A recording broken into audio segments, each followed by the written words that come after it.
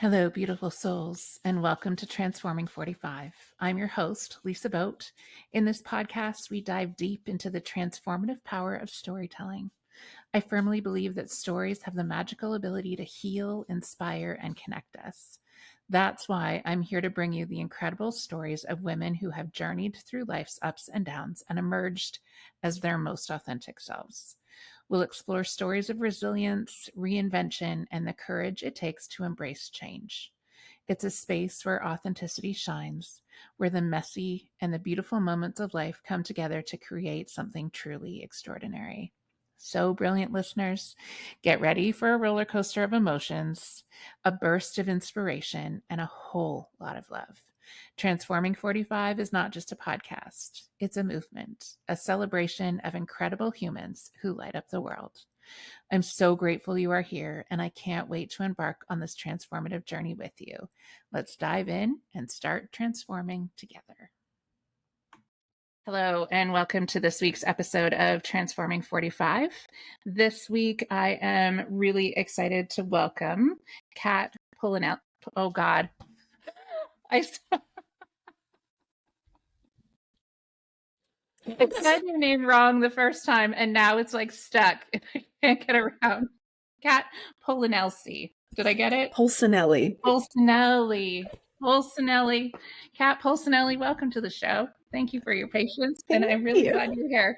She's the founder of the Lotus Effect. And so I cannot wait to have this conversation with you because I think you're doing some really important and exciting work.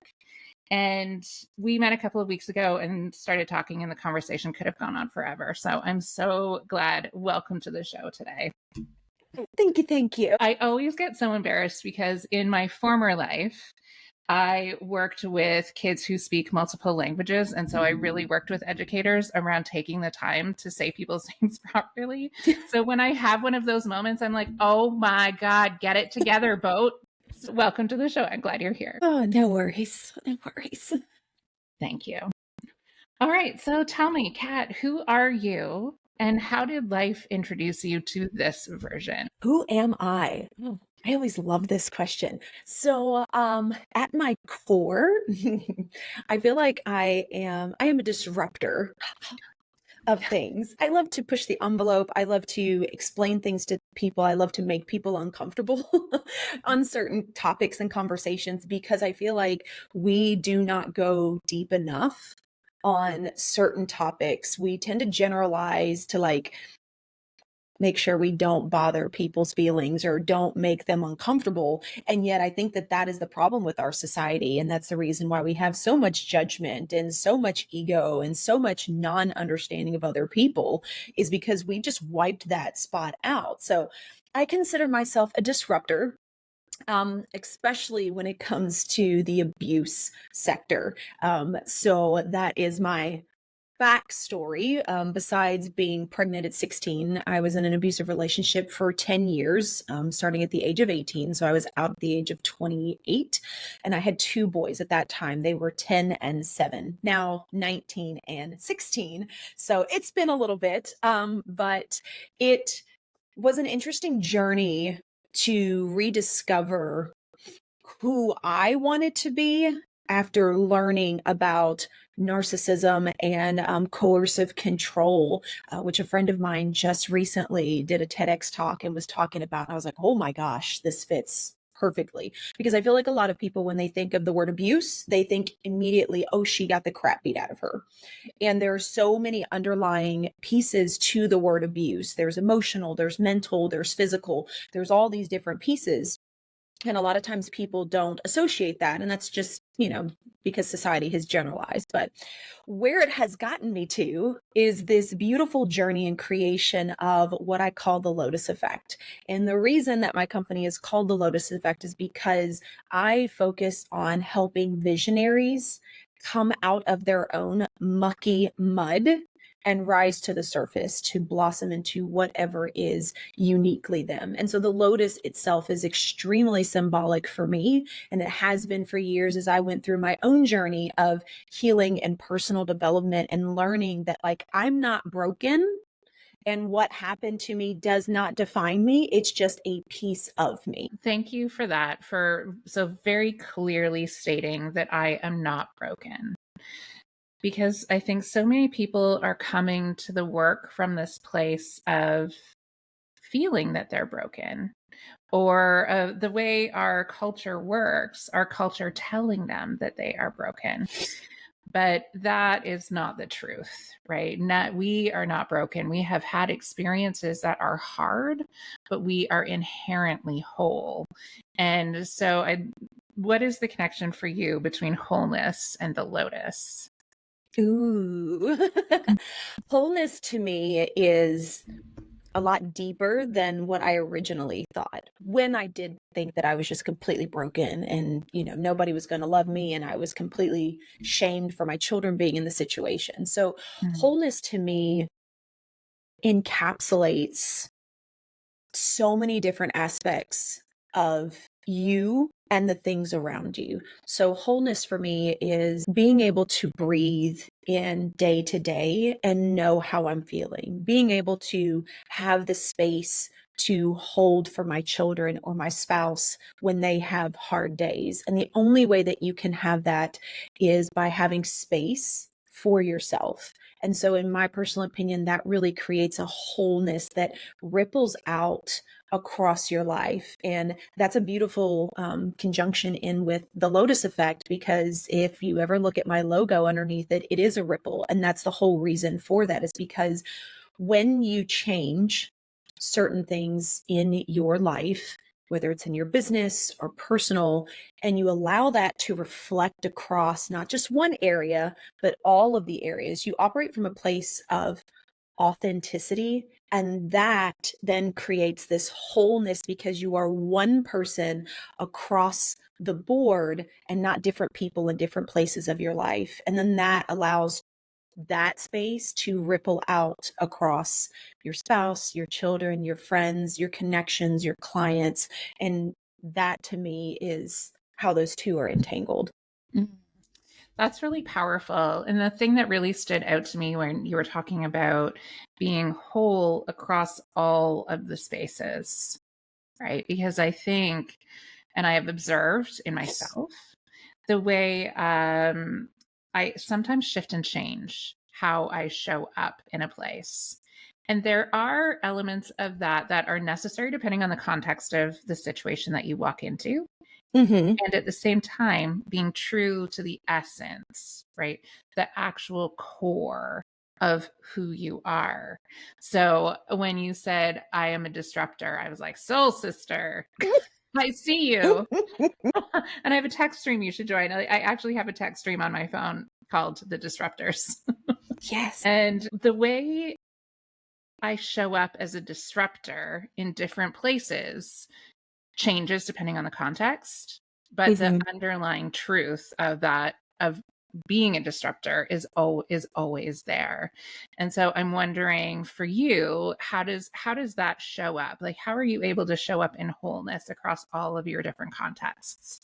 Yeah, I love this so much because you're so right. I think that a lot of times take the we internalize that, oh, well, if you're just going to be you should be you in every situation. You can still be parts of you in situations and have the ability to understand where somebody else is at intellectually and emotionally as well, right? So if I'm having a conversation with someone that I can tell wants to be combative, then I get to be myself in putting up a boundary and deciding not to continue that situation. And I get to do it in a very polite manner, that if they continue, this direction, or, actually, I don't agree with that, I'd prefer to just change the subject. It makes it so that you aren't creating this combative situation. You aren't pushing ego back onto somebody else. For instance, when I talk with a lot of my clients that end up bringing about different traumas that they have been through, that's a very touchy conversation, and you have to understand where people are coming from, right? So while it's really easy to hear what they've been through and jump right into like, okay, well then we can work on this and we can work on that, that isn't necessarily going to match where their emotional level is. So understanding that and then being able to step into your power is where I believe that those two can really mesh and marry together. So understanding people and where they're at allows me to continue to speak my truth, put up my boundaries, and be in a position I want to be, and be able to match someone's emotional or intelligence space before we continue that conversation. Yeah, that's key, right? And when I think back to at the beginning of our conversation, when you were talking about the ways in which it is so difficult to have challenging conversations with people at this point in time, there's a lot of that, what you just said, underpins why it has become so hard, right? Mm-hmm. Because we have all witnessed what happens when someone enters into a conversation with somebody like a house on fire, right? There isn't a moment of self-awareness to know, one, how am I feeling in this moment? And then two, how are the people around me feeling in this moment? And instead of taking that breath to be self-aware and to notice what's happening in the people around you, you just light the whole thing up, right? Yeah.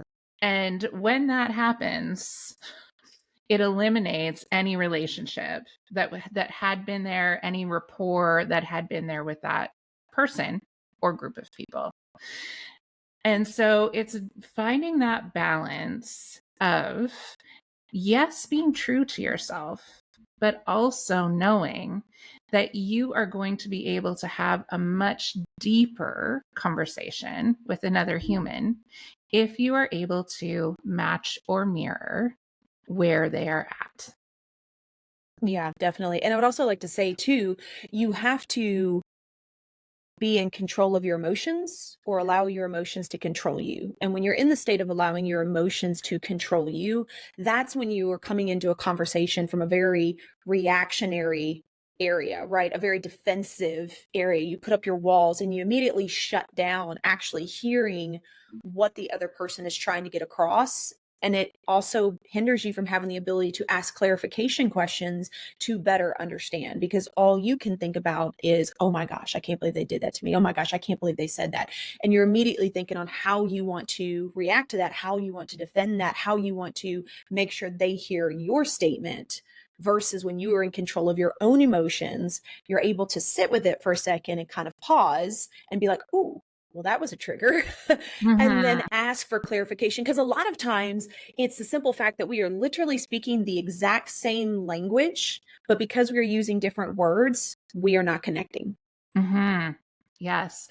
Or even it can even come down to not just the words, but the physiology that we are in, right? So sometimes it's Mm-hmm. the tone.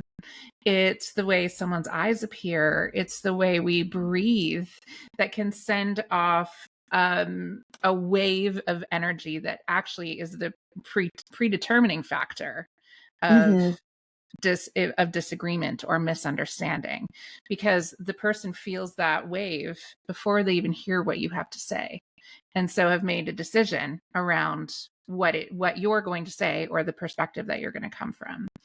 And so I wanted to go back to what you were saying about making a choice about whether or not you even engage in that conversation, because I think that is a piece of permission that we don't always give ourselves. That if we are engaged in this conversation, then I'm committed and it's happening. Yeah. But that doesn't have to be true, right? Mm-hmm. Yeah, that we can make the choice of, actually, I'm going to gracefully take a step back and listen, and if need be, make that boundary and say, this conversation isn't for me at this point in time. We can maybe circle back to it later, but right now I'm going to take a breath. I'm going to take a break or a breather or whatever it is that you need in that Mm-hmm. moment. Yeah, I definitely agree that we do forget that we are still important. because as a society, we are taught to be polite. We're taught to have manners, right? We're taught to be respectful. And those words get juggled a lot, but the definition behind it, I think, is different for a lot of people. Right. And that's where things can get confusing because I could come to someone during a conversation and say, oh, I'm actually not really big on talking politics. Like that's just not my thing. So I'm happy to change the conversation, but this isn't the realm I'd like to be in. Somebody that's a little open-minded might be like, oh, okay, cool. But if you get somebody else who's very defensive, they're like, well, that's disrespectful. Well, no, it's not. It's me putting up my own boundary, which all of us deserve to have in place. And that's what we forget. There's a difference between a boundary, because it's a line you do not want to cross. It's a decision that you've made to honor your own emotions, and just being blatantly disrespectful because you just say, I don't want to do this. Right. There's a different way to be able to do that. But I think that that's where a lot of us get confused, is because that definition of respect and politeness is different across the board. We are not taught all on the same level. So we all kind of created our own definition. And then based on our ego, we define what is respectful, disrespectful, polite, unpolite, rude, whatever the case may be. Mm-hmm. And it's making me think back to the beginning of the conversation where you were talking about coercive control. So I'd love for you to get into that a little bit more, what that is and what it looks like, because I think there is an element of control that exists in all of these ideas, right? Of respect, of politeness, of all of these societal norms or societal constructs. So I'd love to hear a little more about coercive control.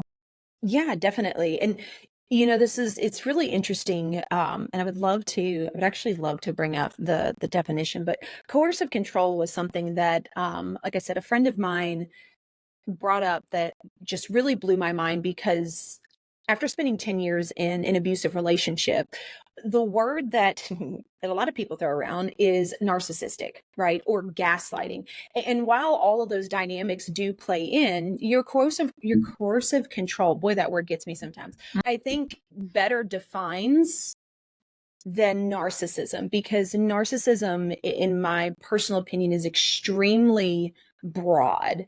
And what I have found through doing a lot of research and reading some books is narcissism is really a symptom of someone with a mental illness that has not been dealt with.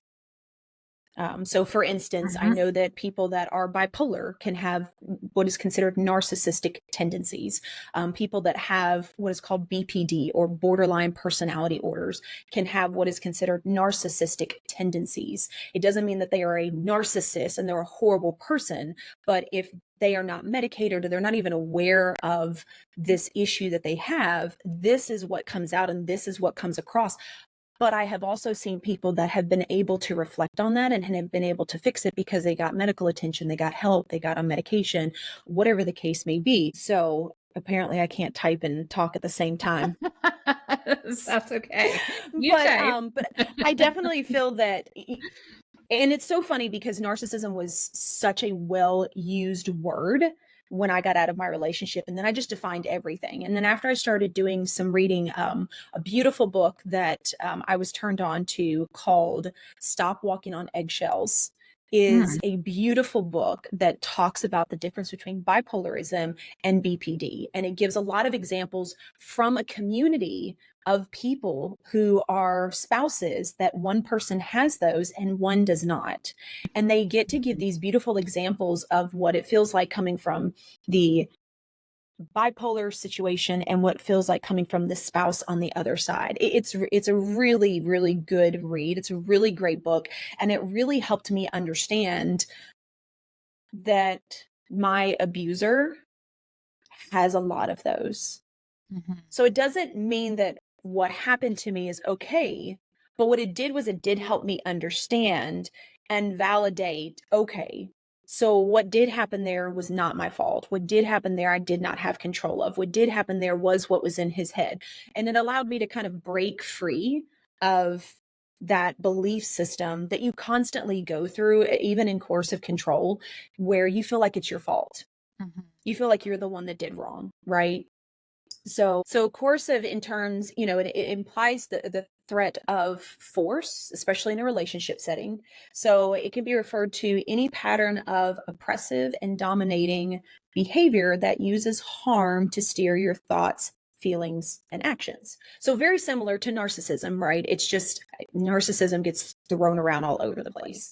So essentially, I'll give you an example for me. I remember my ex and I were arguing one time, and it was something to do with like him cleaning the house and helping, because I worked 3 jobs, he stayed home, and that was kind of that. I came home, I cooked dinner, I cleaned, I did my kids' homeworks with them, like all the things. And we were having a conversation around I was like, I need your help. If you could do this. Well, if you would have done this, then that would have happened. Right. If you would have already taken care of this and I would have done that. Well, you haven't done this, so why should I do that? And then, being a people pleaser and someone that, is pulling for love is like, okay, well, did I do that? Did I not do that? Well, maybe I could have done this differently. Okay, well, maybe he's right. So you go into your own brain and you just start fighting with all of these thoughts, which is exactly what that person is hoping for, right? Because then they control the situation, they control what actually happened, they control the story that is being told, while you sit there trying to figure out what is actually truth and what is stuff that he's making up. Right. Which is exorbitantly energy expensive. So much. Right. So not only are you struggling with all of that internal conflict, but that is using up your body's energetic resources, which leaves you in an even more vulnerable place because you just don't have the physical energy to be able to manage the emotional situation. Mm-hmm. Yeah. Oh, yeah. I remember being so exhausted, one, from not being able to sleep because I wasn't allowed to unless he went to bed. There's that control piece again.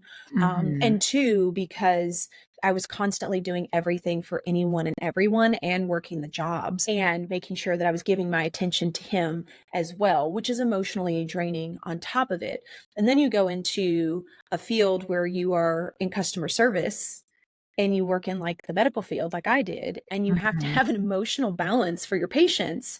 And I can't tell you how many times I remember coming home and like falling asleep after dinner, just sitting at the table because I was just so exhausted, to the point to where I started to notice physical issues. I would Mhm. lose clumps of hair. Like I could run my fingers through my hair and lose clumps. And people say, oh, well, you lose 100 strands. No, I was losing like 100 strands at a time. I could Mhm. take a shower and would just lose hair. My hair was extremely thin. It was not healthy.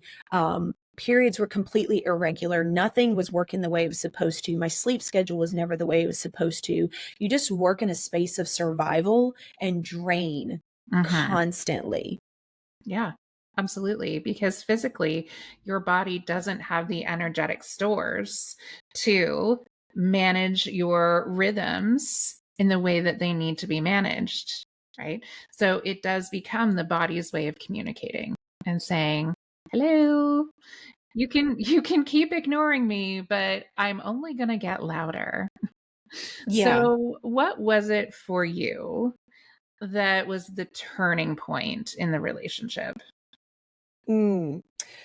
I would say that one of the biggest turning points in the relationship was about 2.5 years before I got out of the situation. And I distinctly remember having an argument, couldn't tell you what it was about.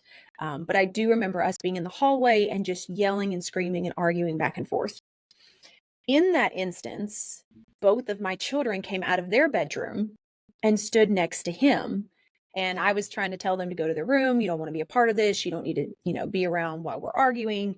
And I remember him saying something and basically putting that blame back on me. Right. And when he did, both of my children were like, yeah, mom, why do you got to be this way? Mm. Why are you doing this? Daddy's just trying to help. That is what hit me in the face. I'm a very strong individual, sometimes bullheaded. And so it was always, oh, I can handle this, I can deal with it, I can get through this. But the moment that my children started to repeat what he said, for some reason, that hit on another level. And that was when I was like, oh my God, I can't let my kids grow up to be like him. Thank you for sharing that. And it is that powerful mirror sometimes, right? Because we do tend to put ourselves in the place of, well, I can do this. Mm-hmm. Right? I can handle this. I can make everything work for everyone. And it does sometimes take that mirror outside of ourselves to show us. But by you handling everything all of the time, it's not giving the opportunity for everybody around you to actually live out their true story.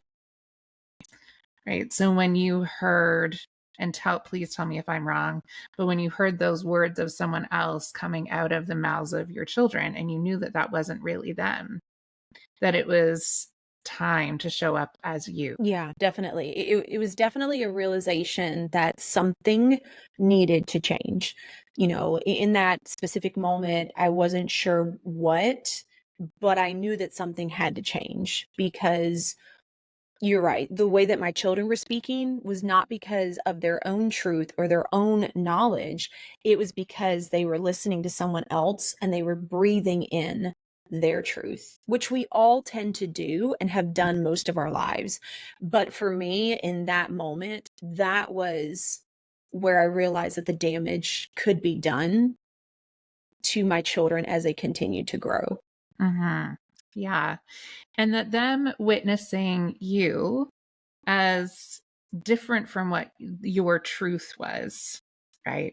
Because when you are in that place where you're in managing and protection mode constantly, the people who are around you don't actually get to see you. They get to see the you that you are putting out there as a form Mm-hmm. of protection and management, right?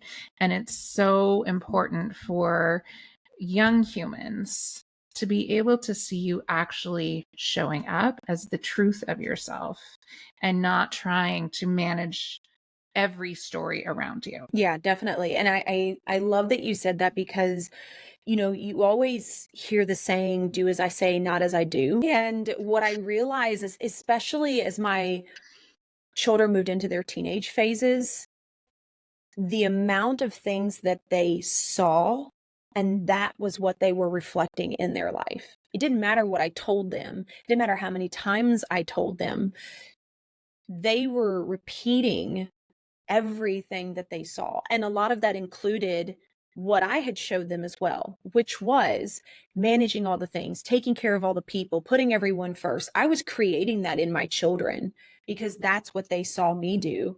And because I didn't want my kids to think of me as a failure, I also didn't let them know when I failed. I didn't let them know when crap went wrong. So I was Mhm. creating perfectionism in my kids.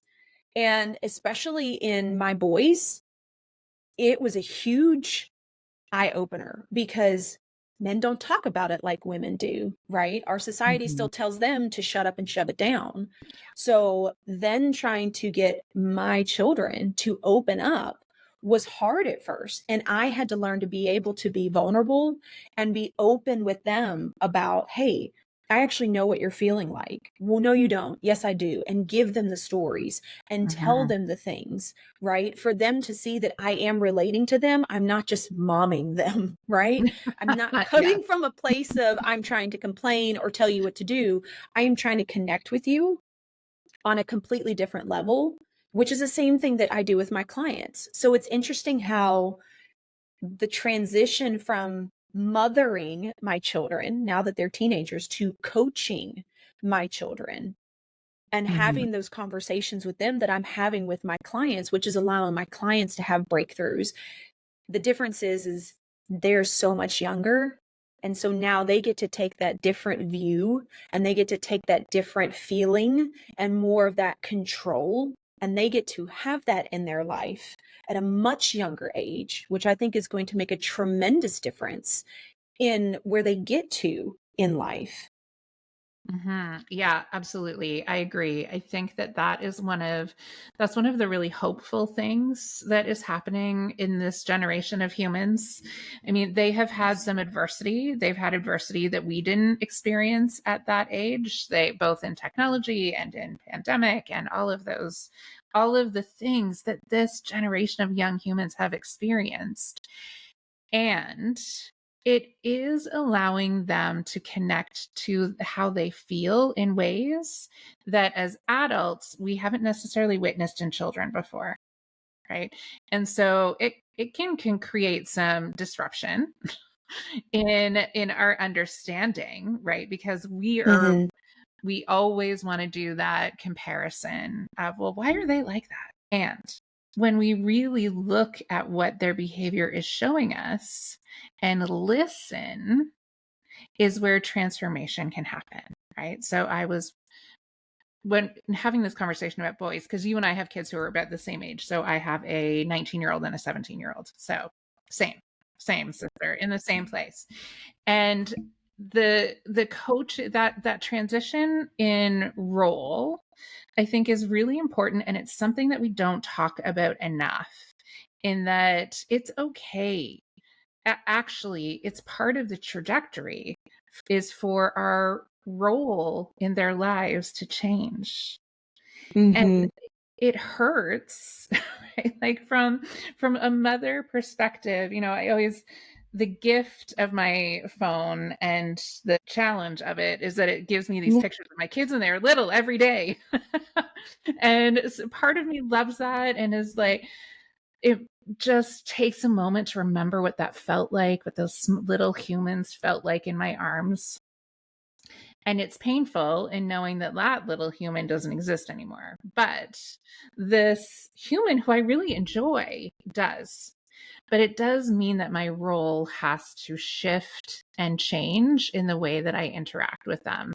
And it's really important for them to see our humanness. And I can't remember what I was watching yesterday, but they were talking about a study. So when we're talking specifically about boys and men and how they connect to their emotions, it's there was a study that showed in Sardinia where men actually live to be the same age as women because they engage in the same kind of social relationships that women do. Interesting. Yeah. And that, like you were saying, in our culture, it is not held up in the same way for men to have those kind of deep connections with other humans, right? So that Hmm. they can reach out to them and say, "Hey, I'm really struggling with this thing. Let's get together." But with men in Sardinia, that's what happens. And that seems to be, in this particular study, what is the great equalizer for lifespan. So again, showing our young humans what it means to have meaningful relationships with other people who can share and help us process our emotions is a really big part in that coaching, like you were talking about.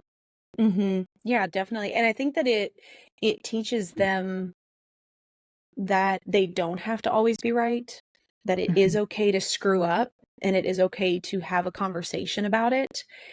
And you get to create this beautiful safe space for them that if they need, because let's say they are up leveling in their life, so they've lost their circle of friends, they can still come back to you because they know that you are still going to understand and have that conversation with them in that manner. And you're so right, when you were talking about how our position shifts as a mother and as they grow up. And that was one thing with my oldest one that we really had to have a conversation about. And in order for me to be able to deal with it, I would have to tell him, your decisions are no longer mine, they are yours. So the consequences that you have from them, those are your consequences. Now, you can come to me and I'm happy to give you suggestions and I can probably give you the answer of the direction you should go. But you have to make that decision, like, this is no longer my life, this is yours, and your Mhm. journey is your journey, and you have to screw up, and you have to have trials, and you have to figure things out, because if I do it all for you, you are not going to learn anything. You're not going to understand anything, and therefore when you do screw up, it's going to hit you 10 times harder. So there were so many times in my oldest one's life specifically where I would have to repeat to myself out loud to him, your decision is your decision. It's not mine anymore. Your decision is your decision. It's not mine anymore. I had to use that as a way to help myself to detach from him making choices that I didn't agree with. Because otherwise, as a mother, right, we feel bad. We feel like we failed. We feel like we screwed up. And it's not that. Your children get to a certain age, and other people in your life, they get to a certain point in their life where they grow, where they Mhm. change, where they need to figure things out. You can't always be there to fix it for them. And that's so hard to understand and be okay with for a mom, because we just want them to be happy and we just want them to Mhm. be taken care of.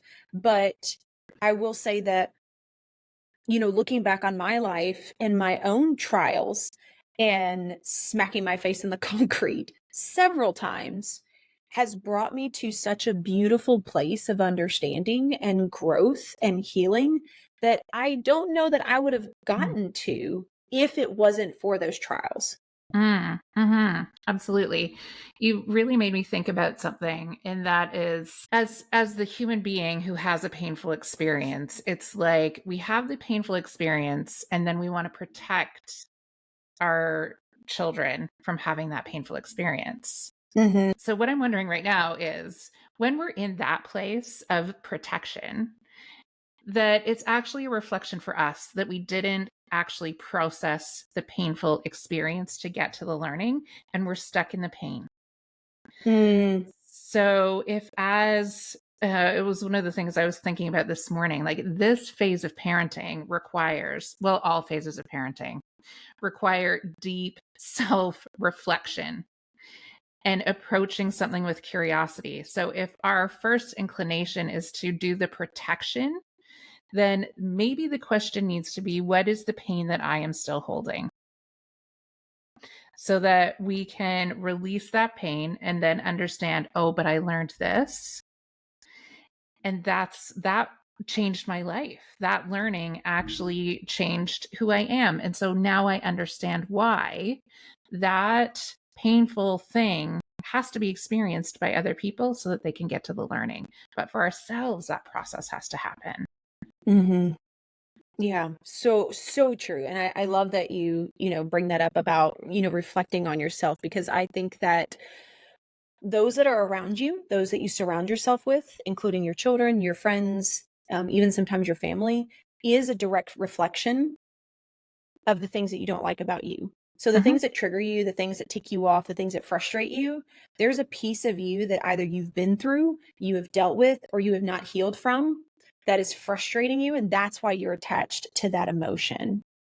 And you're so right. When you can work through those pieces and begin to understand that, then you come at everything from a place of curiosity, right? So, like, for example, when my oldest one was having a meltdown, he was in a depressive state, and I couldn't figure out what was going on. All I knew was that his room was a mess. He wasn't doing anything, and all the stuff, right? So your immediate reaction is clean your room, like get your stuff. What is going on with you, right? It's that anger, but it's not that I'm angry at him.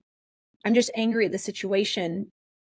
But when you can reflect on it, it's easy to be like, okay, I've seen this before. I feel like I've done this before. And then from there, instead of the anger and that tone that we talked about earlier coming Mhm. out, I can ask and say, hey, what's going on? What, this is not you. You generally don't do this. We had this conversation and I was like, your room's normally not this messy. Like, what is going on? Because something's off, and I'd like for you to talk about it. So it gave him a place to reflect on what he was doing, because he was such in that state that he didn't even notice that that's what was going on, right? Mhm. So coming from that space of curiosity, like you said, it allows us to ask questions for other people to help them figure out what is going on in their own mind and what they haven't dealt with, because it's so easy for us to disassociate and just be stuck in that emotion or in that moment and not even realize that others can see it.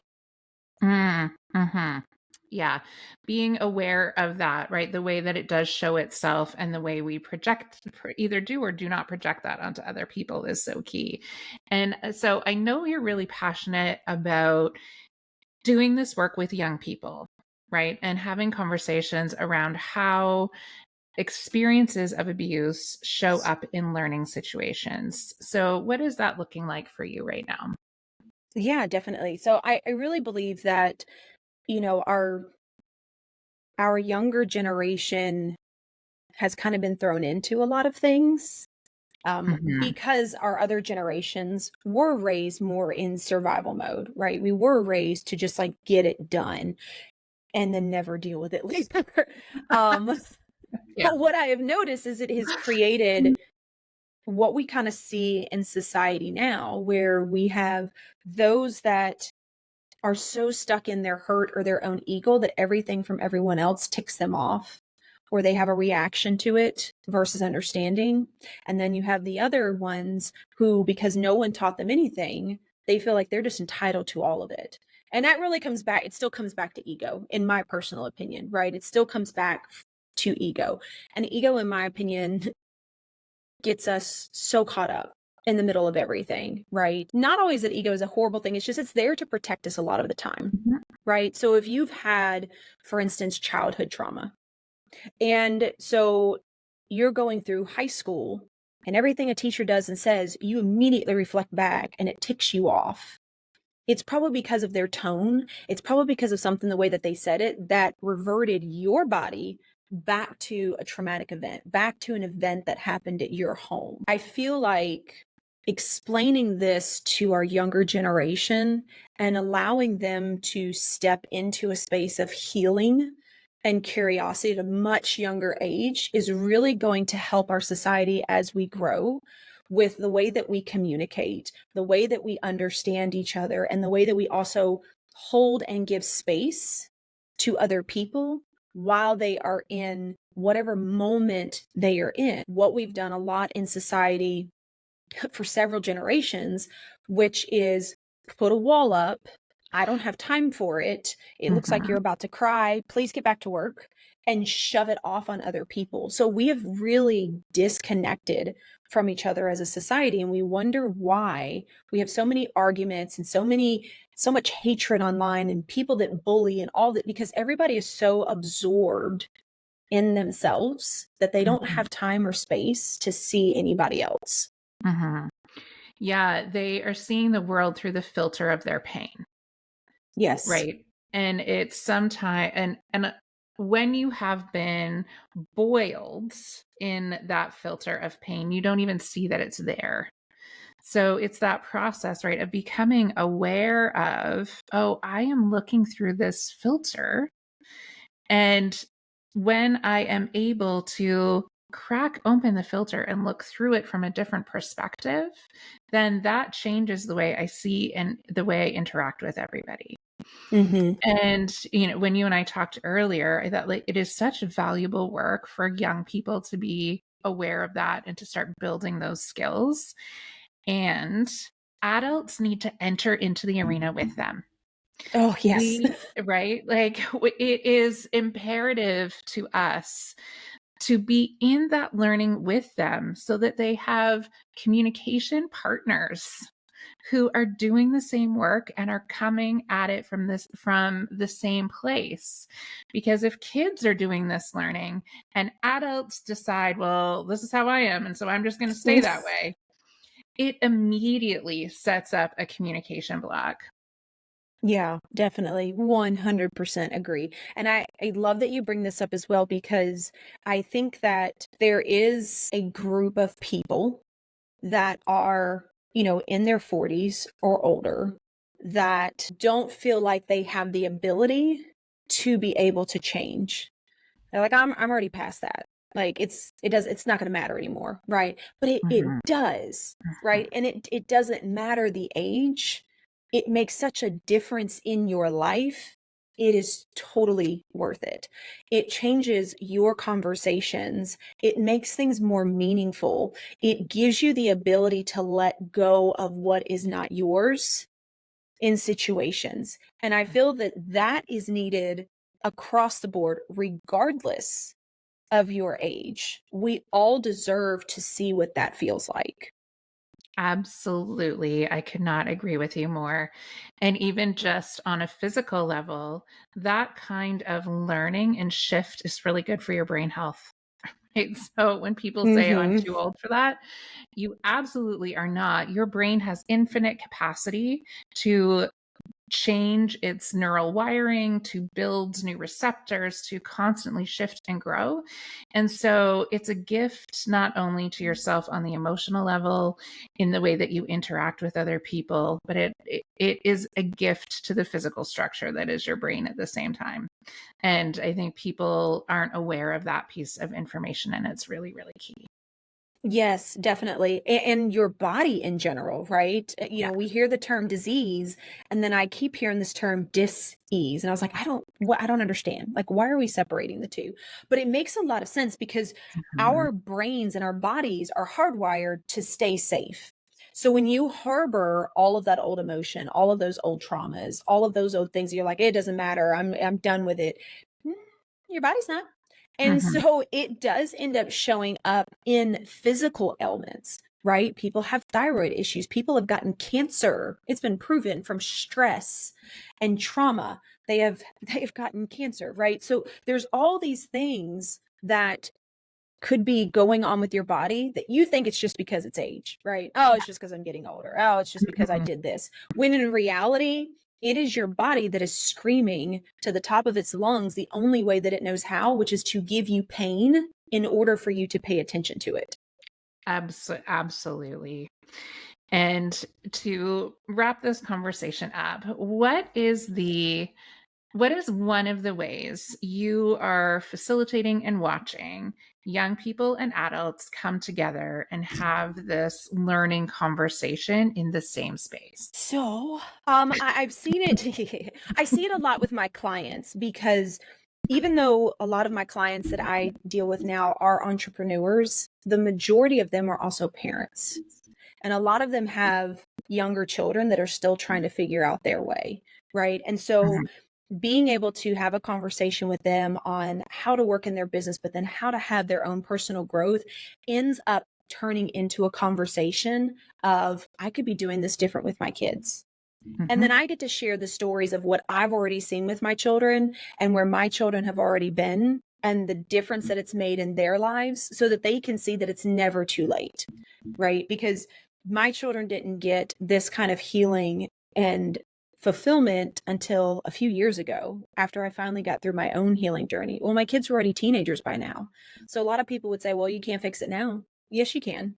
You Mhm. can always, it still makes a difference. And so that is one of the most beautiful containers that I feel like I have seen and been a part of, and then there's also other communities that I collaborate with that focus on parents and moms and how to do better with their children. And they're having those beautiful conversations as well to allow us to heal and to help our children be in a different healing state than what we are all going through now. Absolutely, which is the heart of the Lotus Effect. Thank you, Kat. This was such a great conversation. And I think the number one thing to take away is that it's never too late, right? There's Mhm. always time for healing. So thank you so much for this conversation You today. are so welcome, and thank you so much for the opportunity to be able to share it. Thank you for joining us on this transformative journey today. Your support means the world to me. If you resonated with our conversations and want to uplift the Transforming 45 community, here's what you can do. One, subscribe and share. Hit that subscribe button so you never miss an episode. And if you found value here, share it with your friends, family, and anyone seeking inspiration. Two, leave a review. On whatever platform you are listening on, your words can make a significant impact and help others find their way to these transformative stories.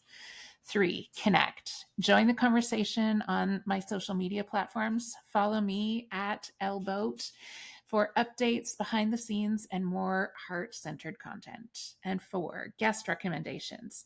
If you know someone whose story could inspire someone else, reach out and let me know. I love connecting with diverse voices that carry the power to transform lives. Remember, it is your support that is the magic in my mission. Together, we can create a community of empowerment, growth, and healing. Thank you for being part of the Transforming 45 family. Until next time, keep shining your light and embracing your journey.